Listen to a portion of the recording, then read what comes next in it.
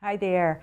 I am here today to give you an update on Northern Pass, the Northern Pass project. I am Suzanne Smith. I'm your state representative here in Plymouth and Hebron and Holderness, and I have been very actively involved in the fight against the Northern Pass project.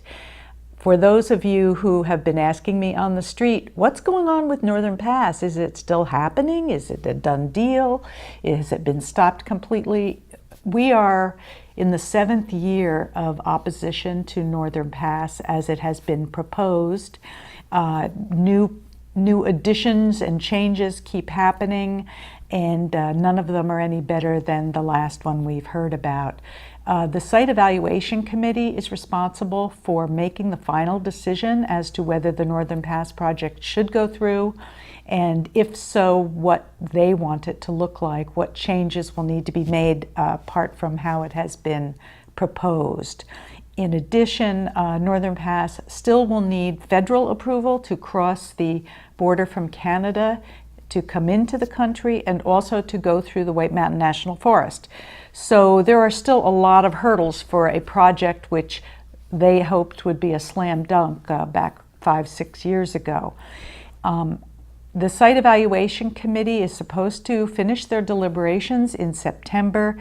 They scheduled 3 public comment periods. After all, anyone is allowed to submit comments to the Site Evaluation Committee, and those can be submitted online if you go to the Site Evaluation Committee website. If you just Google that, you'll find it.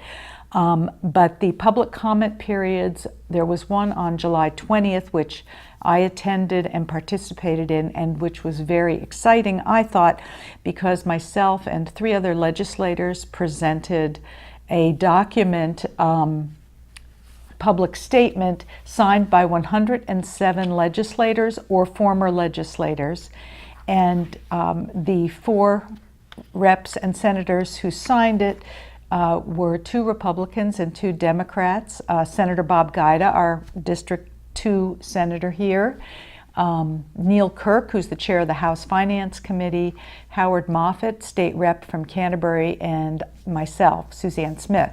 So we presented, we were part of 40 people who presented that day to the Site Evaluation Committee. We gave in the 107 names after we gave our presentations.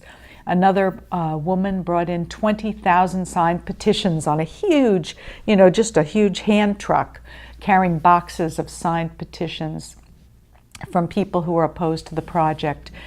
People from the North Country testified, business owners from the Franconia area, the owner of Polly's Pancake House testified about what a problem the construction of Northern Pass would cause for her business and other businesses in the Franconia area, and she also presented a petition from the business owners there.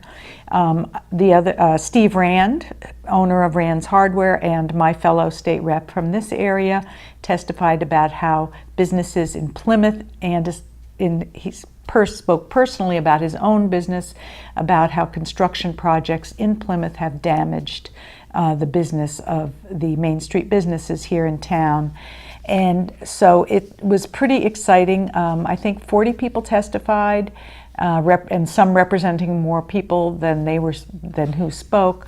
But 2 people spoke in favor of the project, and 38 spoke against the project.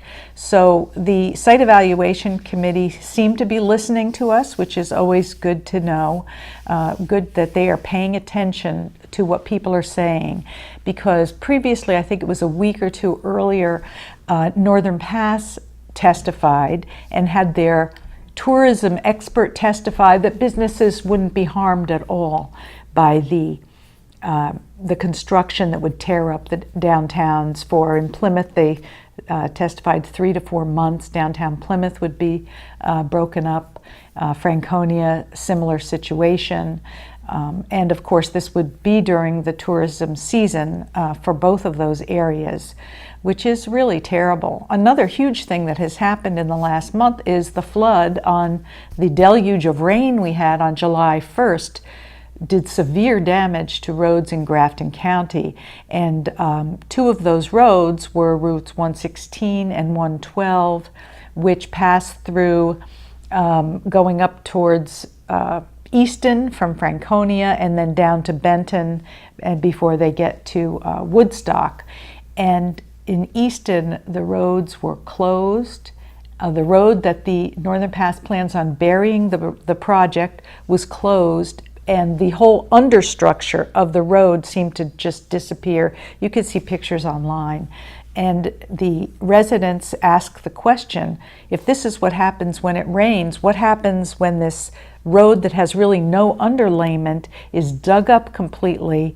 These huge, the burial of the lines happens, and then you've got another storm that hits. What is going to happen? So these are questions which FEMA has been checking these things out. The governor toured the area after the flood, and the residents are not letting go of the issue.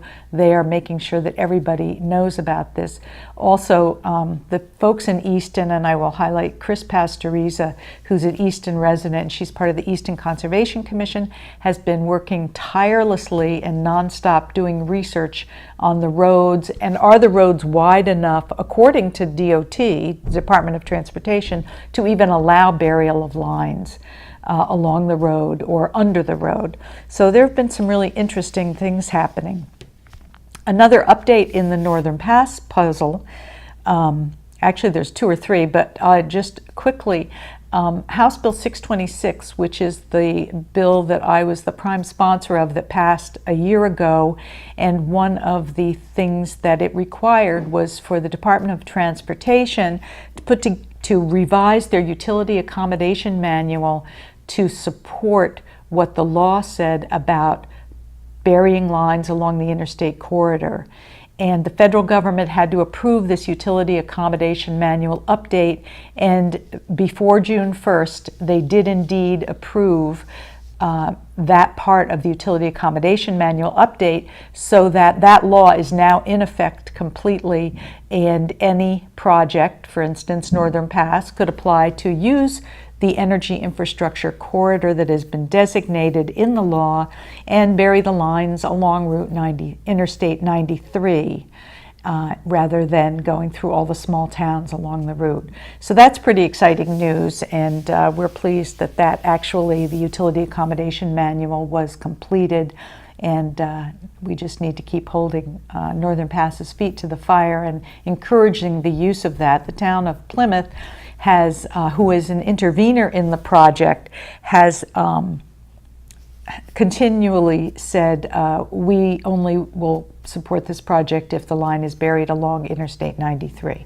So that's a good thing for the town of Plymouth and the select board to have done, which supports our Main Street businesses and the people who live along Route 3.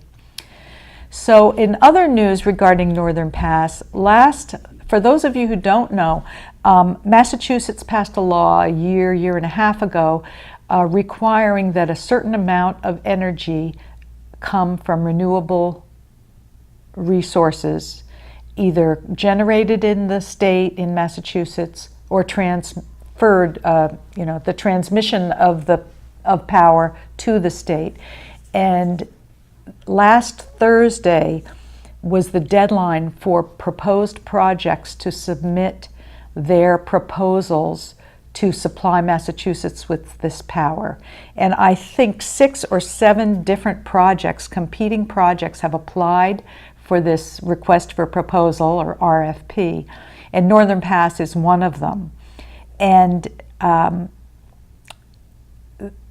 this decision will be made as to which project wins the proposal, because only one large project will win the proposal, maybe some small ones in between. And the projects are as the Clean Energy Power Link, which it will be buried through Vermont, and it's shovel ready. It's received all of its permits. That's one project. Northern Pass is another one. Granite State Power Link, which is a pretty new player, but They will use existing transmission lines through New Hampshire. The lines that are ready carry power from Hydro-Quebec, and they will be carrying down the power down from Quebec and Ontario also. So these are a few of the projects. There's another one that comes down from Atlantic Canada underwater to Massachusetts. And that's a Maine Central Power, I believe, is the company. So there are a lot of competing projects, and because this is the main place for a project to sell their power, the project that wins this RFP proposal contest, so to speak, will be the project which is most likely to be built. And if I compare just the two local projects, which are Granite State Power Link and Northern Pass, the estimates for the build out of the Granite State Power Link is $1 billion, and Northern Pass, it's $1.6 billion. So there's a huge cost difference in those. And Granite State Power Link will be using the national grid lines that already come through the state, and they have been going around. Now let's see, they brought their project, they rolled it out to the legislature, I think in April or May, and since then they have been visiting different towns, municipalities, select boards, and talking to people and listening to people who are voicing their concerns so that they can work to get everybody, you know, they answer people's questions and can move the project a bit to make sure people approve of it before they go to the site evaluation committee.